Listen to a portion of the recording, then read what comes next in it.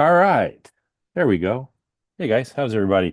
Let me just a quick thumbs up here. You're seeing my slide called AP Classroom in the Age of AI, right? Yep. And everybody can hear. Adam, you can hear me, right? Good, fine. So I give this presentation a lot. I have a version called the AP Classroom in the Age of AI. I have a non-AP Classroom in the Age of AI. For complicated reasons, I'm not going to go into right now. I'm going to give you a sampling of what I do in the AP Classroom in the Age of AI presentation, but you're going to see the good chunk of it is going to carry over to the non-AP. And that's just because I've been working my slides and they're a mess, and I didn't want to bring them up here. But what I'm going to do is show you that I've been giving this presentation a lot, and it started last, what was it, summer, last October in Austin, Texas, in what was called the College Board Forum. That's my co-presenter. She and I work on this together, and the guy on the left there, that's Trevor Packard. He's the president of AP. So what is this presentation all about, and how does it help you? Well, the premise here is that AI today helps teachers alleviate a lot of challenges that we have long faced. Challenges that you can see mentioned there. Now, I've got 10 for this group and I've got 15 for the non-AP. But just look back, think back before November of 2022. What were the common things that challenged all of us teachers? And then how can AI be used to alleviate those challenges? So what I do in 90-minute presentations, half-day presentations, full-day presentations is I work through these with teachers, with groups of AP teachers and groups of non-AP teachers. And that's what it's all about. So obviously down here, let's see. Well, actually, my guess is they probably all seven of these apply to you. And if you were to pick one, which one would you want me to start with here in this 1 hour that we have together? We're obviously not going to be able to get to all of them, but I'd like to show you some Seven would really be cool. seven would be my ideal is number Okay. seven. So not enough time to grade, right? And Julie, your head I was don't want to going, cut in front of Adam though. I'd love to hear Adam's take. Again, Miss Julie's. yeah. Adam, you want in there? Yeah, I'll do number one, check for understanding challenge. Okay. So we had two for seven and one for one, and I was hoping those would be the two that you do. I would really like to do the mentorship fatigue challenge to close out, just because it is so cool, just so much fun. I don't know if you've seen it yet, but let's do the too many FRQs, not enough time to grade challenge.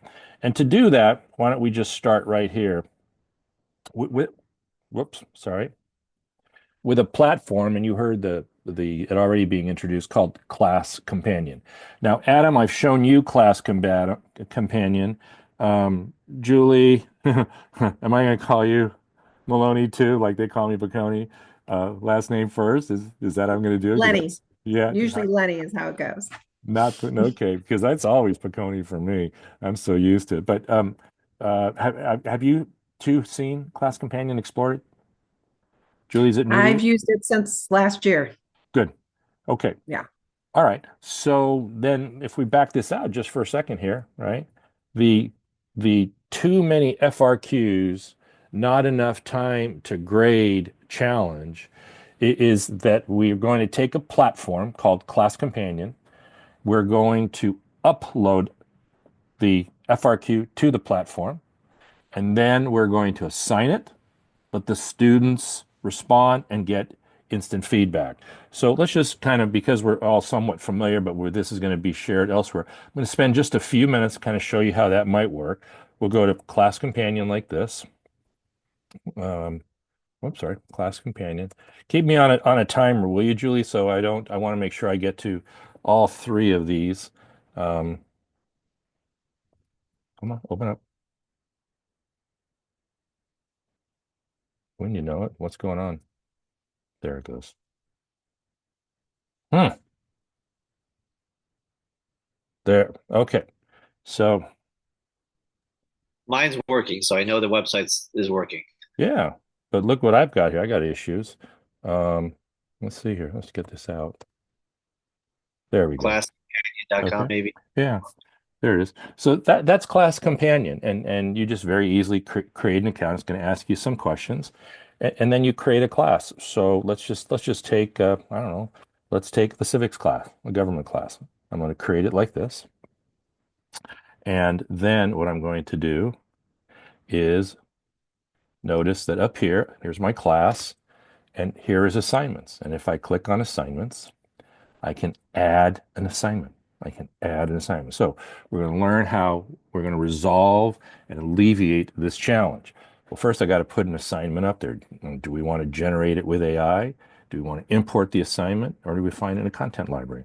In this particular case, let's just make this easy. I want to generate it with AI.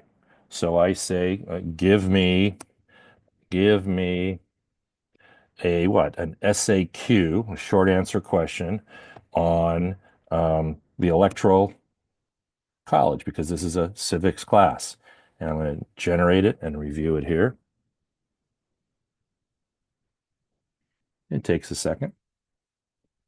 And down here we have, all right, now we have the question. The electoral college is a unique feature of the U.S. presidential election process. And here is the question: what is the primary purpose of the electoral college in the United States presidential election? All right, fine. And if that's what I want, and I can go back and I can change all of this. I can delete that. I can do whatever I want. But the idea here is we have a platform, an AI-driven platform. We want to make it easier for us to grade and assess these things. So first of all, we have to put the assignment up there.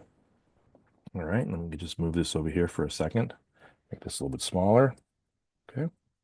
And now we're going to go up here, and I want to see it as a student. I want to see what it looks like. So I'm going to publish as a student. And it says what? It says, oh, hey, Petey, check this out.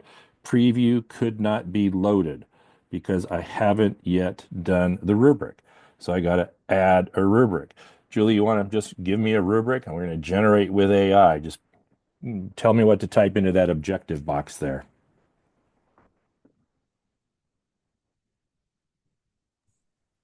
For an SAQ? Yeah, just whatever you want. I mean, just yeah. How am I going to grade this thing? Any SAQ?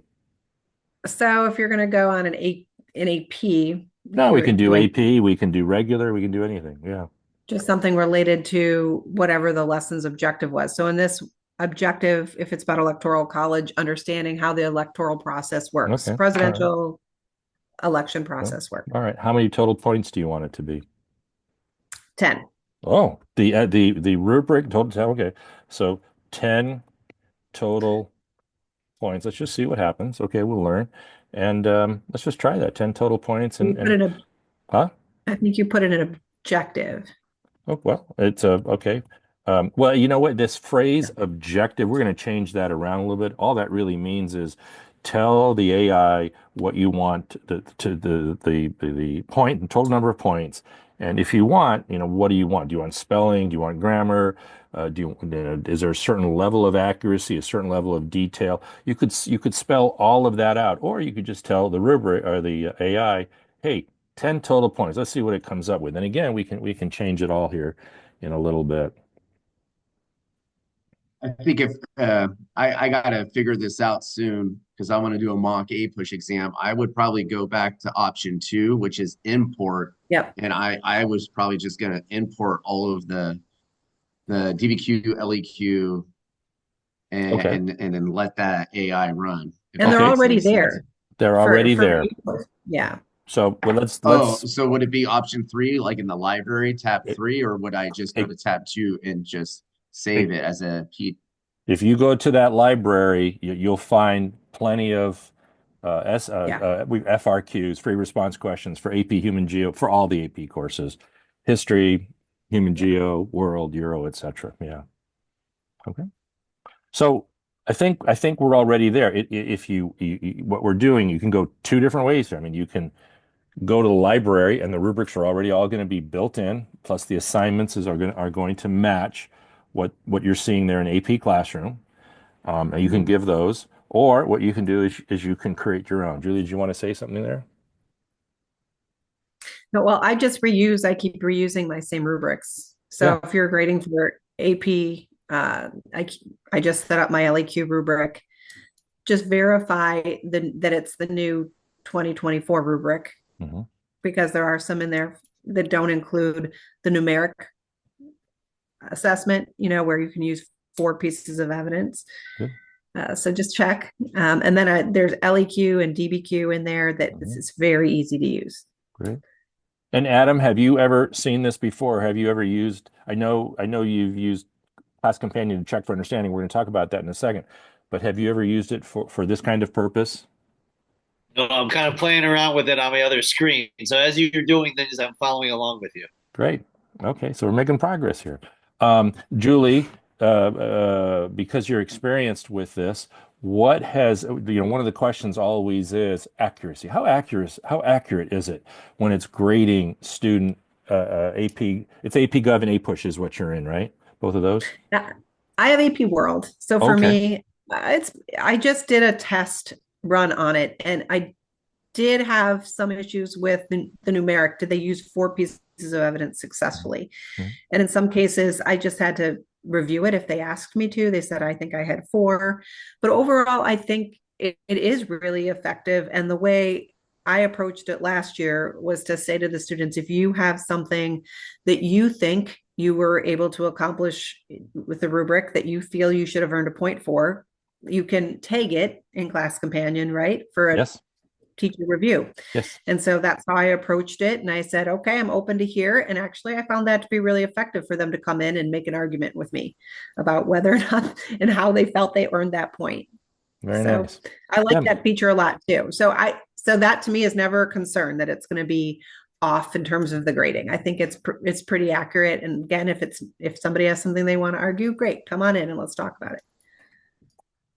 Lenny, did we did we address the issue here of how at least an AI platform like Class Companion might be able to alleviate this challenge of, oh my gosh, there are a lot of FRQs I want the kids to be able to answer, to get practice on. I don't have enough time to grade it.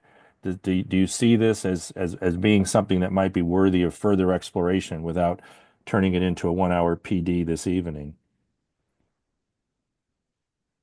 Yeah, I really like using Class Companion. I'm using it. I used it last week as a practice, and I'm using it again on Thursday. So I think it's a really effective tool also to run a lot of SAQ or any kind of FRQ in advance of the exam if they want some additional feedback. And the features in here, Peter, I think to emphasize too, are the AI tutoring that's available as they learn the rubric and they're working through trying to develop their FRQs.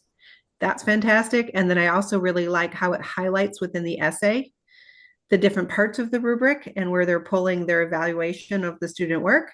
It's highlighted and associated with the part of the rubric. That's fantastic. And then I also like now the new integrity features. Nice.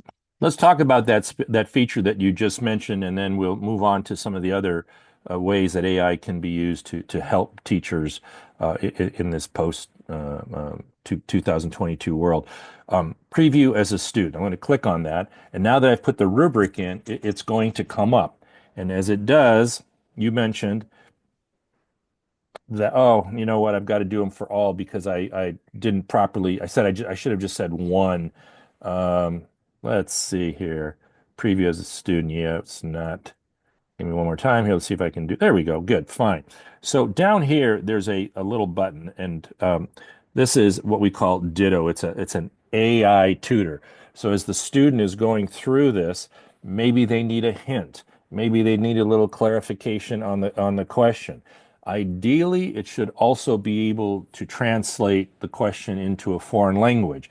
The teacher can control all of that. They can control how much information, even to the point where, okay, I really wanted to be able to give the answer. Right now, it's not programmed to give the answer. It's programmed like a tutor to walk you to being able to answer the question. And being a tutor, I mean, I will tell you this, that at some point as a tutor, I'm actually going to be giving them the answer to make sure that they can see it. But it's usually a ways down the line, so there's a little bit of work in there.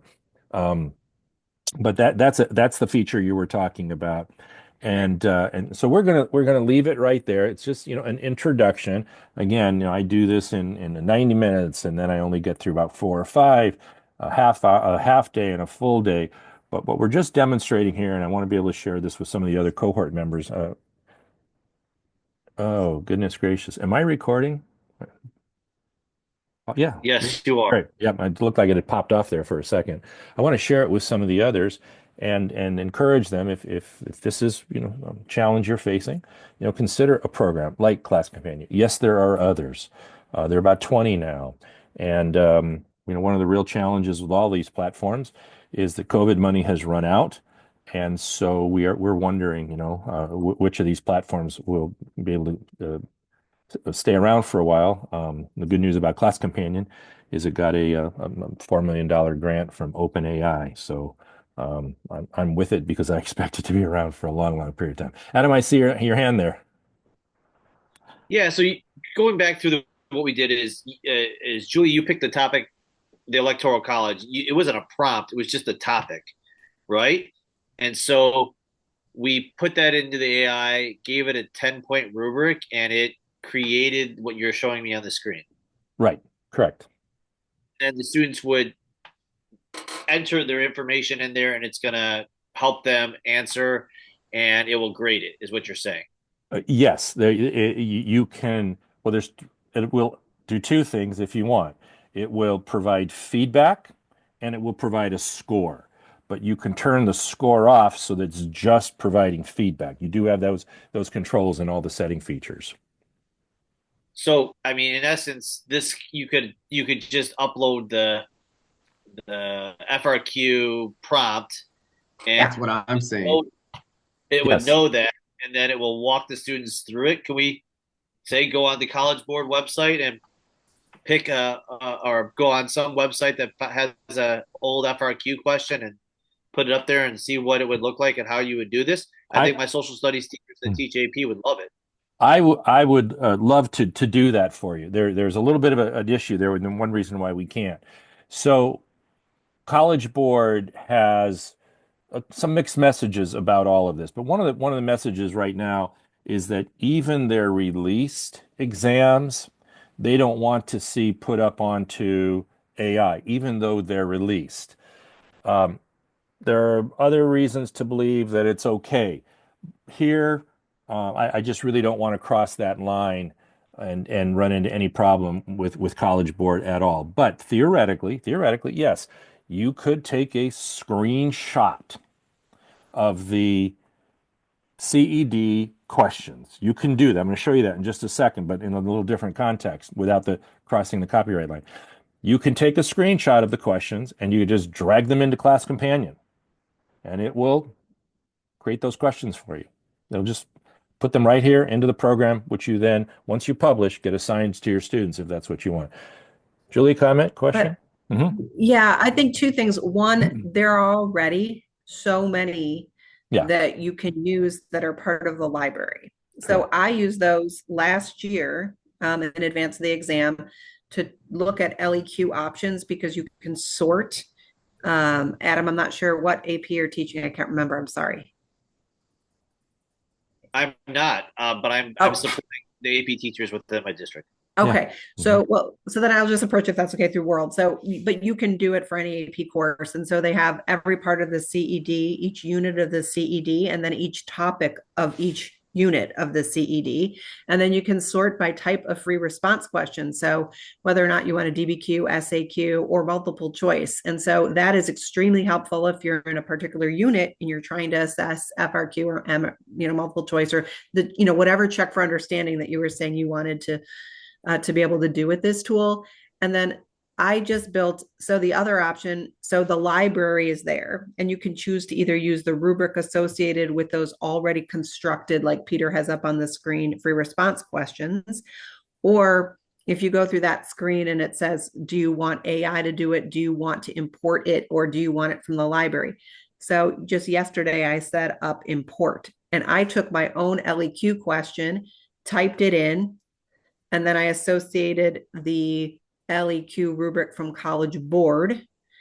And then the students then will be assessed on that. So I think I did 3 different questions. They were all something about revolution 1750 to 1900. To what extent did revolutions in this time period have social and political effects? So it'll So judge their response based on the LAQ rubric from AP. I hope that helps. I don't. yeah, yeah. Adam, it did, right? I mean, it's spot on. Yeah, I mean, I would love to see you just go through all these features that you're Yeah. So I, I think I, Peter showing that might be really helpful. I think, and I've been trying to tell Sean as well, that this piece as well. I think just showing how to set it up, and then we could just put a sample in even. It's Adam, it's quite impressive. I'm I, not I'm I'm not gonna lie. Yeah.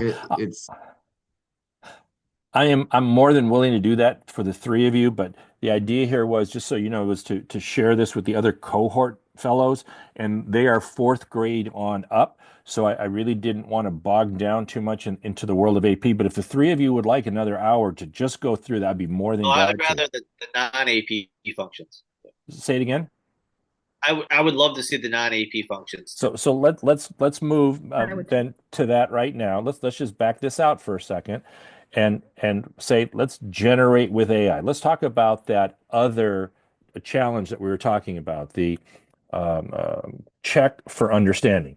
So I just retired. I taught for 40 years. From day one in my career, I was told and told repeatedly. We were all told over and over again that you've got to check for understanding. I had a teacher just tell me the other day, oh my gosh, admin came in, they're only a second year teacher, and they're in trouble because they don't check for understanding almost every single day.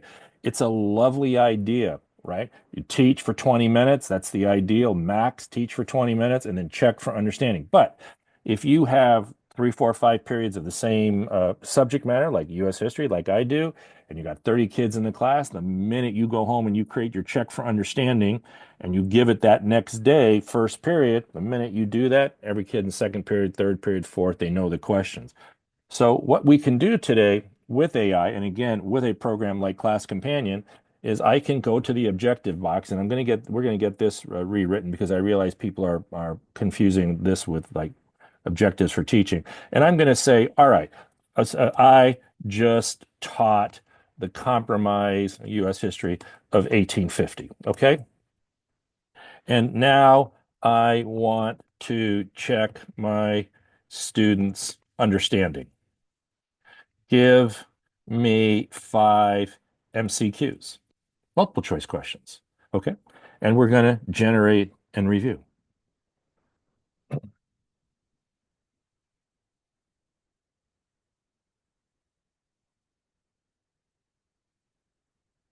Again, all right.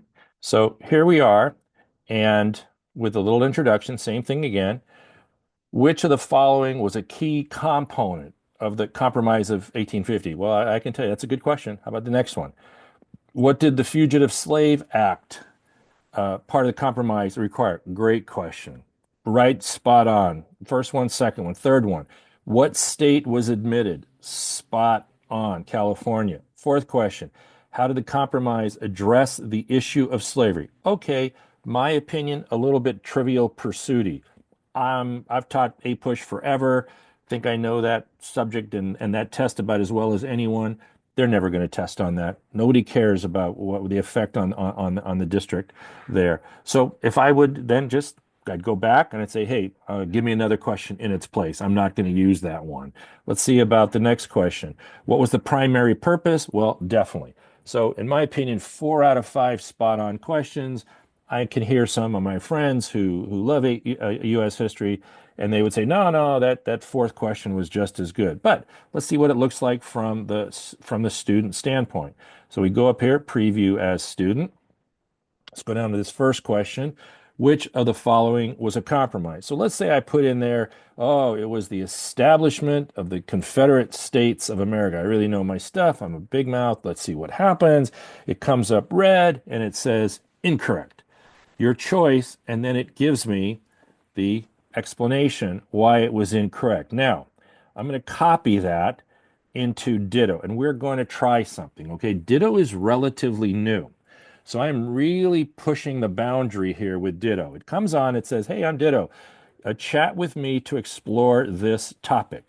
So I'm going to paste this in there, and I'm going to say, I'm pasting that in, and I'm going to say, I didn't understand this. And I'm not even going to use real good writing.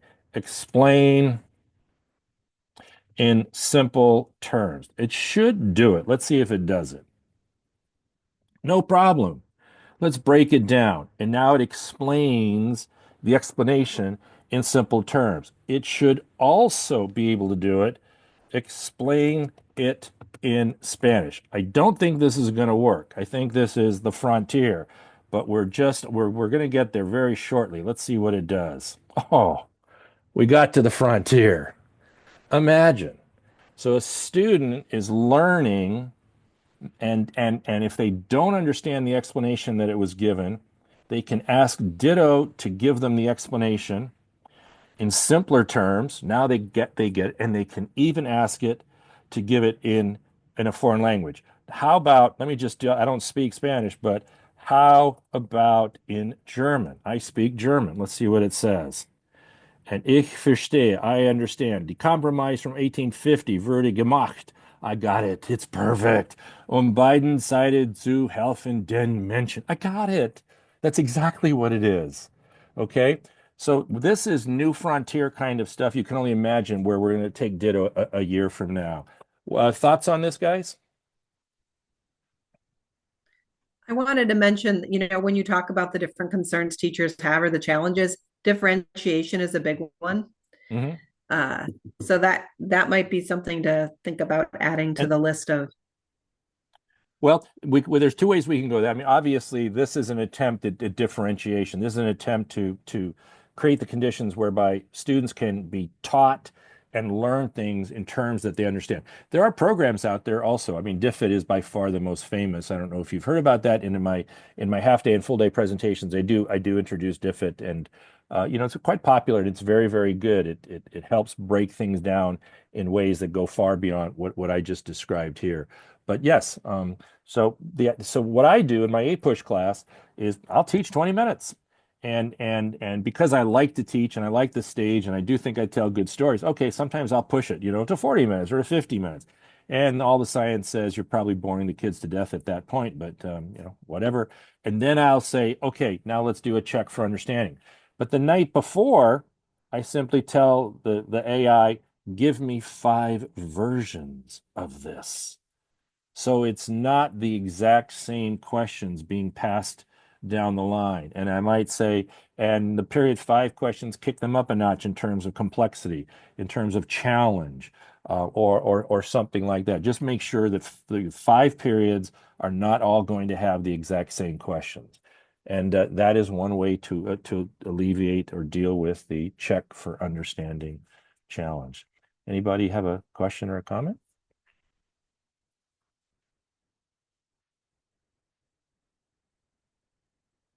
Okay. So, does anybody want to see anything else there? Then we'll I go think the back. only question I have with the check for understanding piece is the challenge with it not being a lockdown browser. Yeah. Well, okay. So there's been endless amounts of discussion. When I first learned about Class Companion, which was shortly after they launched, I reached out to the CEO and I said, "Hey, can we talk?" I told her who I was and my background, and so we started talking, and we just have continued to talk endlessly. In that first year, I mean, I can't tell you how many times I would pull over and I'd car driving home or sit around after school and I'd say blah blah blah. And one of the big things was, can we get a lockdown browser put on here? Technically speaking, a lockdown browser is a challenge to the technology of it. But then the other part of that is once you put the lockdown browser on it creates in teachers a mindset where we're going to use this for grading purposes, which raises a very interesting philosophical question, which is, should teachers use AI to grade, or is that, to be absolutely blunt, is that a dereliction of the teacher's duty? And Teacherville is like America today on many issues. It's horribly divided on that issue. There are 50% will say, of course, I should be able to use AI to grade. I mean, the whole world is going to go that way. Why wouldn't they? I mean, College Board, they'll say, we'll go that way. I mean, College Board is not going to spend that kind of money on human beings that run everything through the computer 3 and 4 times, through AI 3 or 4 times. And if anything, a few select adult humans will back check that work. The other side of it says that if you do that, and that's really the end of teaching and being able to build relations, because that's where you really learn about your kids. So it goes back and forth. And Class Companion, up until this point, has decided that it really doesn't want to invest in the addition of a lockdown browser because of the challenges associated with it, the technical challenges, but also they just don't want to, they want to cross that line. Um, but it's a tough call. It's a tough call. Would you like to see a lockdown browser put on it, Julie? Well, the new integrity features Yeah. have some elements that give that same impression that should you want to Yeah. put some more guarantees in place or guardrails around making sure that you're Mm. truly assessing your own work, Mm. Hmm. that's more possible because it will flag it for if you're pasting, it'll flag it now, right? For if you open Yeah. another browser window, it will flag it, right? If Mhm. it's similar in response to other responses. So if lockdown or not, it gives the impression that it's trying to enable teachers to ensure that it's truly authentically a Yeah. student's work.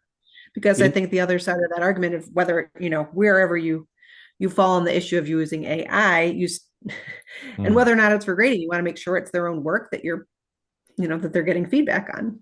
In that first year, that was Yeah. high on my priority list. Come on, let's get this lockdown browser. Let's really make this thing happen. And then in the second year, I started to see the other side of the argument, and honestly, then I just let it go, focusing on adding these features that you guys have talked about, or encouraging the creation of many of these features that you guys have talked about and praised, because I really do think that's what sets Class Companion apart. Adam, I see your hand there. Yeah, I was just gonna say, I think that a lot of students use Chromebooks, and there are other ways to do lockdown browsers. So I'm Hmm. guessing you could probably say, I don't. A lot of school districts use where okay, it has to be classcompanion.com. You can't go off of classcompanion.com. Yeah. So I don't know if it works that way. You could create it, but that in essence would be the lockdown Yeah. browser. You're just restricting their viewing to Class Companion. I mean, I But do. I do test. I do use a lockdown browser. I do use AP Classroom, because I want to make sure that they know the stuff. But when I use Class Companion, it's always for a formative purpose, not a summative. So really, there at that point, the lockdown browser isn't necessary. It's all about practice. And then the question becomes, well, do the students take the practice seriously? And I'm going to ask you guys, what's been your observation. But before I do, I'll just talk about my own. It's been uncanny. I mean, that the amount of effort students will give to learning from the AI when there's no grade attached. And I'm just really curious whether 5 years from now that will continue to hold true. But it is without a doubt true right now. You don't have to attach a grade for students to take these assignments seriously, and then want to learn from the feedback that the AI provides. Frankly, they get engaged, but I wonder if it's just the novelty of it all, and if with time that will change. Do anyone of you want to comment on that?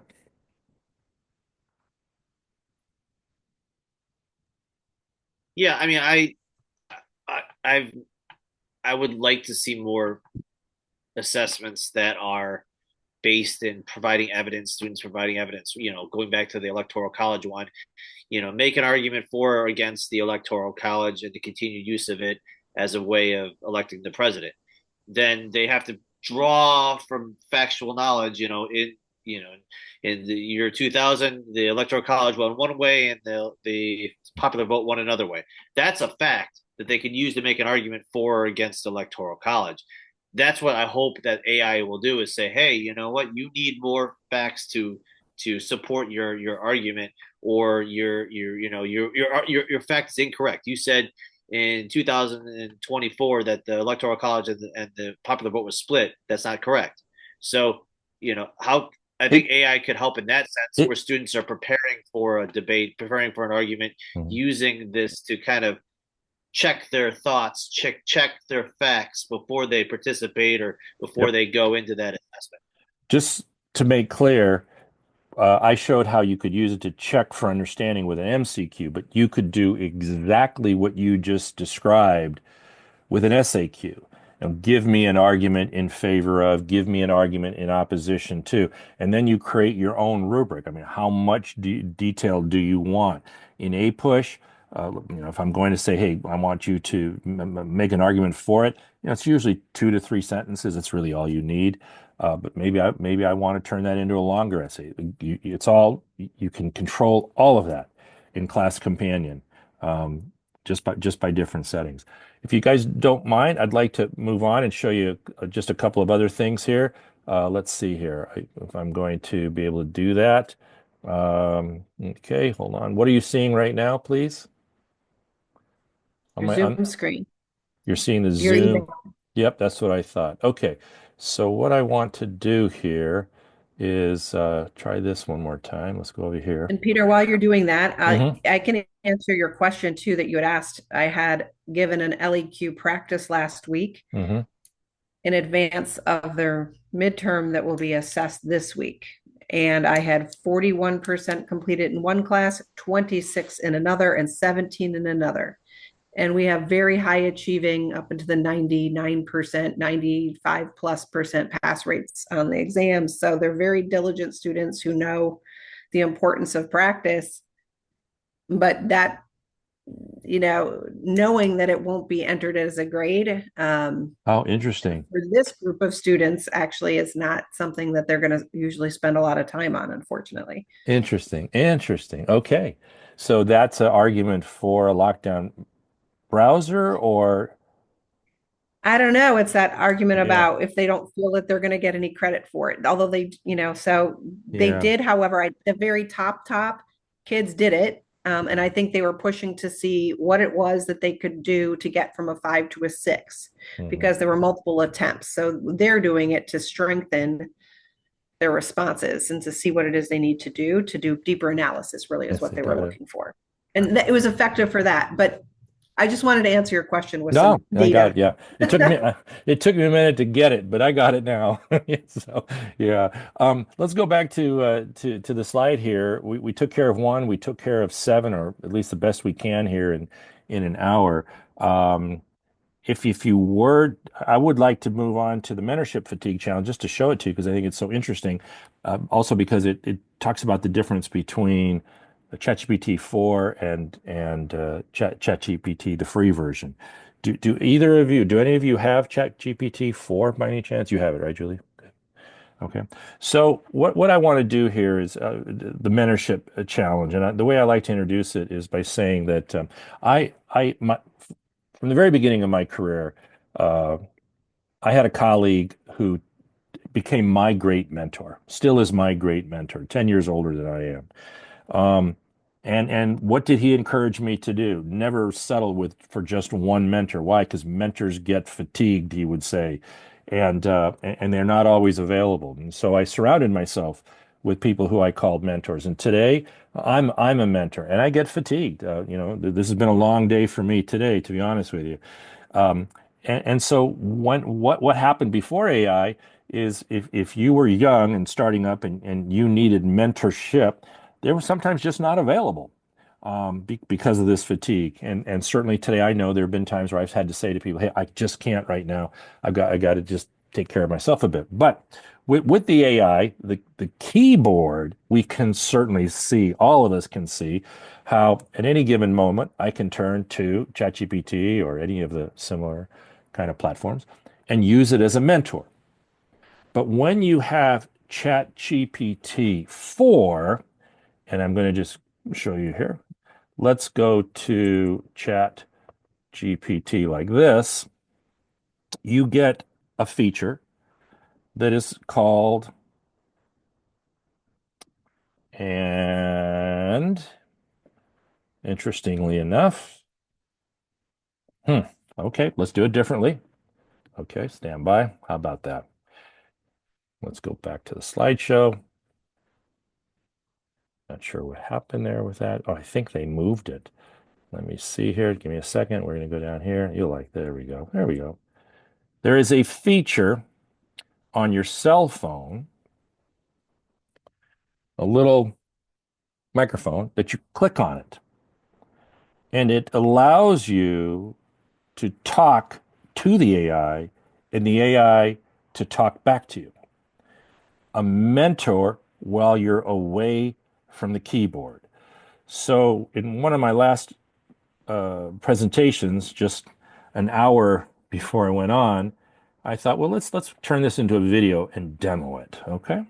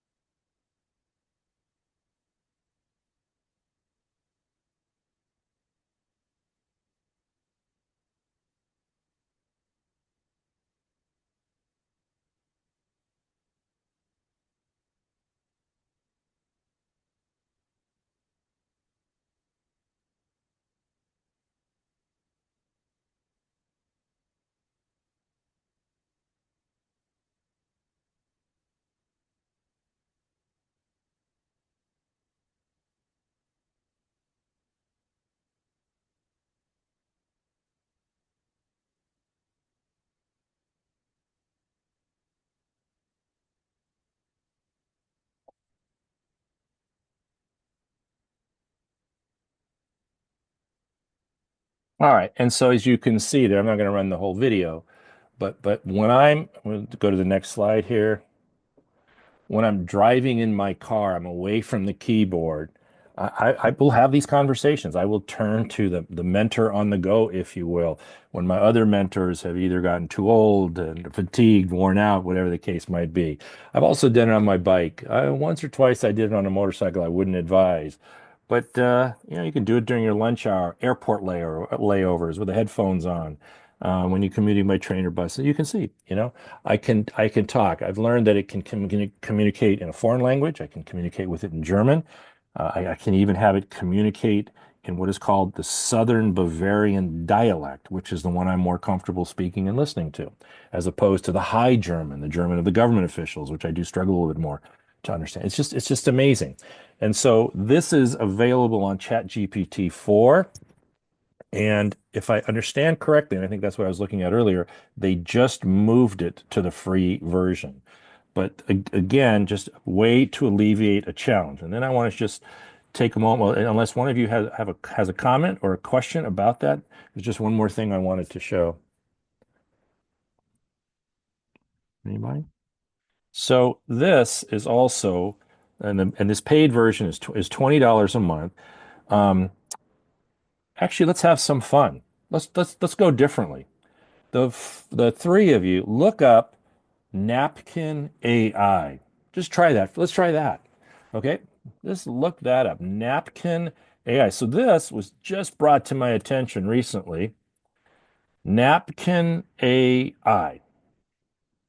And to keep the interest of anybody that we share this with later, I'll sort of walk this through a little bit, but you go ahead and just take a second, if you will, just see if you can explore that on your own. We all want charts, graphs, mind maps. What is this all saying here? All kinds of images to help students to understand. Napkin AI, as you can see here just on the screen, is a platform that can do that. So imagine if I said, hey, um, take create for me a visual on the Compromise of 1850, or create for me a visual as it relates to the Cold War, or to the branches of government, federalism, whatever the case might be. And it's absolutely amazing what it can do. We can also, what it can't do, though, from what I understand, is this beautiful feature that ChatGPT can do, and that is turn it into what is called a structured table. So I'm going to go back to ChatGPT here for a second, like this, ChatGPT. Excuse me.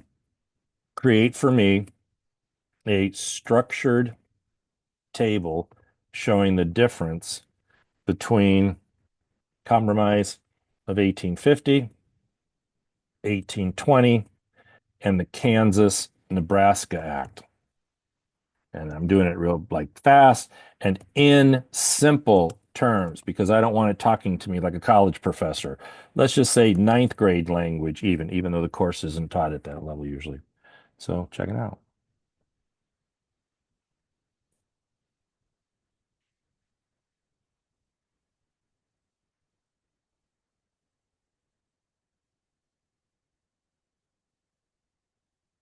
And it might be taking that long because I have Class Companion open. Let me see what I can do here. Yep. All right. Close a couple of these down. Surprised it's taking that long. Doesn't usually. Here we go. All right. So I use the napkin one. Sorry, Yeah. but I know No, it's okay. big, Yeah, yeah. No, please. but this is helpful. Just giving a good example. I don't know if we're looking for feedback on these things, but Yes.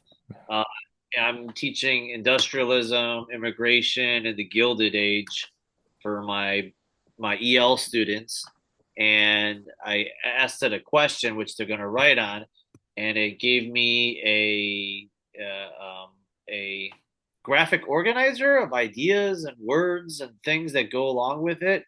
So that would be helpful for my EL students, I think.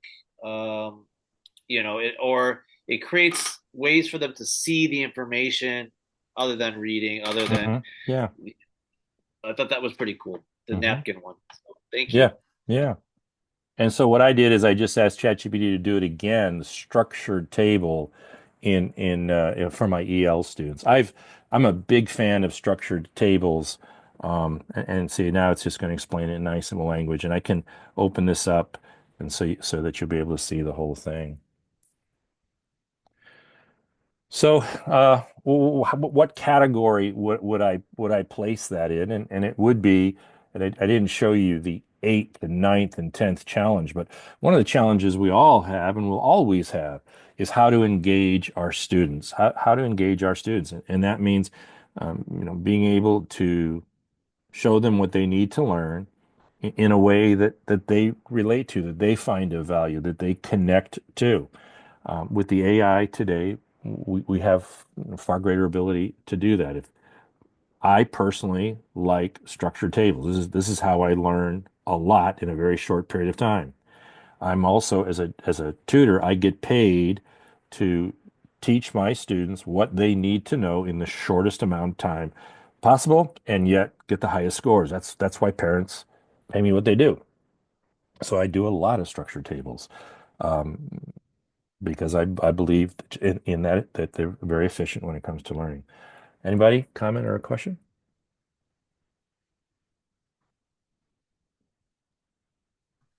No, So, I mean I mhm, going back to the chat GBT, I was working with an EL TOSA who has all these scripts that she's shared with teachers that are teaching English language learners. And if you're whatever language you have, whatever you're looking to get out, a vocabulary table, another graphic organizer that has this information in, you just plug in the script mhm, with the you just change the specific things you're looking for, mhm, and it pumps it out. It was really helpful for teachers to work more efficiently and faster to have this file that goes with your chat GPT, and now you just use it and you go in there and you can um, create these materials for your students using mhm. chat GPT. Julie, do you have oh, there's a chat here. Let's see where it says. Hold on. Uh, oh, hey, Philip, I'm sorry I didn't see you there. It helps. Thank you. We have what helps limit distractions, Philip? We have Go Guardian and it rocks. What helps limit distractions? Are you still with us there? Okay.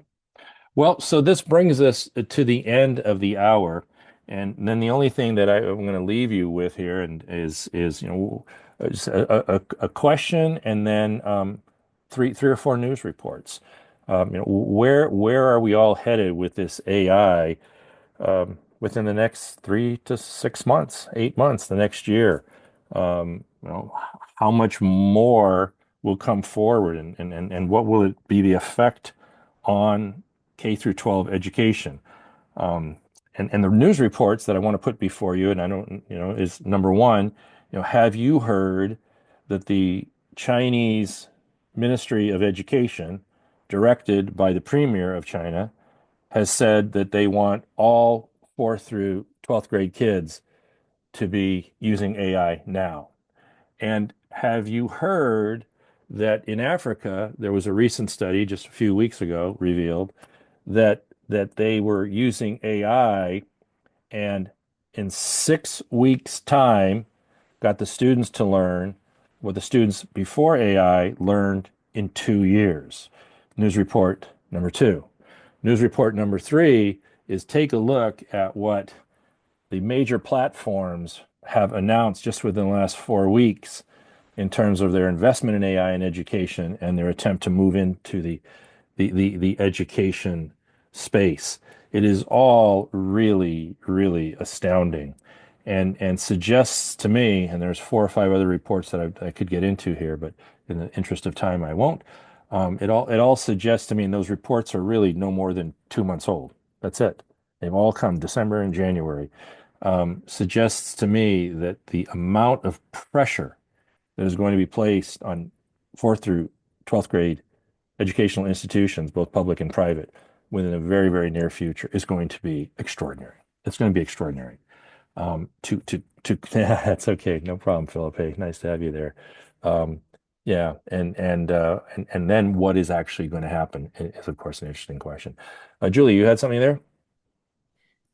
Yeah, I'm curious what is the talk, if we see a dismantling of the Department of Education, or, Yeah. who's going to pick up guidance for schools as we all try to figure out, the guidance around AI in in any kind of education, I Yeah. guess I should say. Fascinating question. Is it really going to revert all to the local entity, the town, the city, the local school board, or the federal state hands going to essentially come off?